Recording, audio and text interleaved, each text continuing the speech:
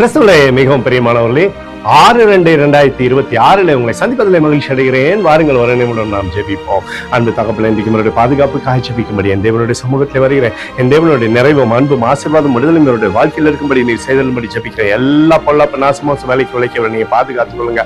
உடைய அன்பின் கரம் இவரோடு இந்த அற்புதத்தை செய்வதாக. இயேசு கிறிஸ்து சிந்தின பரிசுத்த ரத்தத்தை இவர் மீதும் ஒரு குடும்பத்தின் மீதும் செய்கிற சகல காரியத்தின் மீது பூசுகிறேன். ஆகவே இந்த நாள் முழுவதும் மகிமையின் ஆசீர்வாதம் இவரோடு இந்த செயல்பட்டும் அப்பா, உடைய நிறைவானது இவருடைய வாழ்க்கையில் இருக்கட்டும். சமாதானமும் சந்தோஷமும் பழுகி பருகும்படி செய்யுங்க. நீதிமொழிகள் 23:18 ஒரு நம்பிக்கை வீண் போகாது என்று சொல்லி எழுதப்பட்டக்கூடிய வார்த்தையின்படி ஆண்டவரே, இவர் மீது என் தேவனுடைய கிருபை இறங்கட்டும். விசுவாசத்துல நிலைத்து சகல ஆசீர்வாதத்தை பெற்றுக் கொள்ளட்டும். இயேசுவின் நாமத்திலே அப்போடு ஜெபிக்கிறேன் நல்ல பிதாவே, ஆமென். பிரியமான ஜெப பங்காளரே, ஒரு நிமிடம் நம்ம இந்திய தேசத்திற்காகவும் ஜெபிப்போம். அன்பு தகப்பனே, 6/2/2026 இந்திய தேசத்திற்காக ஜெபிக்கும்படியாய் உம்முடைய சமூகத்தில் வருகிறேனப்பா.